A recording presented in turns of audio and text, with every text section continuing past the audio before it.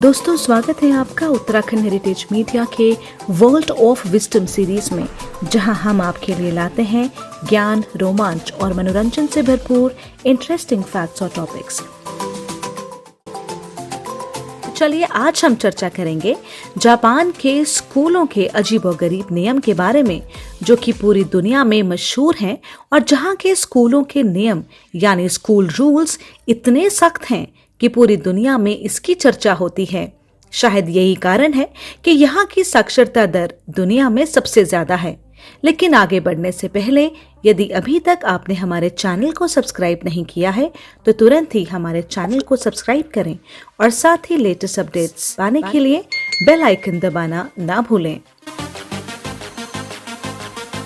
दोस्तों, जापान में वाकई में बहुत ही अजीबोगरीब नियम हैं। स्कूलों की सफाई के लिए कर्मचारी नहीं रखे जाते। यहाँ बच्चे ही अपनी कक्षाओं की सफाई करते हैं। इसमें शिक्षक भी बच्चों का सहयोग करते हैं। बच्चों के खाने पीने के लिए भी कई नियम बनाए गए हैं। बच्चों को सुबह 8:30 बजे तक स्कूल पहुंच जाना होता है। क्लास शुरू होने से पहले कमरे की सफाई करनी होती है। यहाँ बच्चों को बचपन से ही खुद सफाई करना सिखाया जाता है। जापान में जूनियर स्कूलों में बच्चे क्लास में ही बैठकर लंच करते हैं।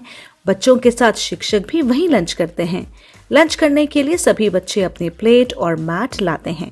भोजन करने के बाद बच्चों को खुद ही अपनी प्लेट साफ करनी होती है।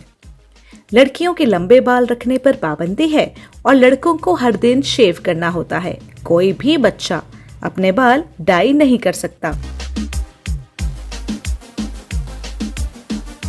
लड़कियों के गहने और मेकअप पर भी स्कूल में पाबंदी है। ठंड के मौसम में कोई भी बच्चा स्कूल यूनिफॉर्म के साथ रंग बिरंगे जैकेट या स्वेटर नहीं पहन सकता है।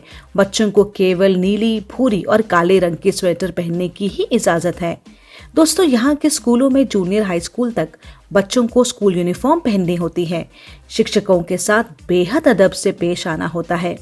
बच्चों की सजा के प्रावधान भी यहाँ अजीब हैं। अगर कोई बच्चा 5 दिन लगातार देर से स्कूल आता है तो उसे पूरे स्कूल की सफाई करनी पड़ती है। सभी बच्चों को स्कूल में ही स्विमिंग सिखाई जाती है और जो बच्चा नहीं सीख पाता उसे गर्मी की छुट्टियों में स्विमिंग सीखनी होती है।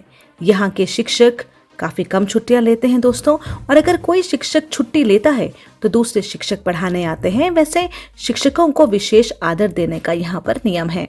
यही नहीं, क्लास में बच्चों के बढ़ते झगड़ों को देखते हुए जापान ने सन 2019 से क्लास में रोबोट भी तैनात किए हैं, जो बच्चों के झगड़ों पर नजर भी रखते हैं और उनके झगड़े सुलझाते भी हैं। जानकारी के मुताबिक जापान के पश्चिमी प्रांत ओत्सु में रोबोट की तैनाती भी हो गई है। दरअसल कुछ वर्ष पहले जापान के स्कूलों में बच्चों के बीच आपसी झगड़े तकरीबन 4 लाख से ज्यादा बढ़ गए थे, जिसके कारण 10 बच्चों ने आत्महत्या कर ली थी।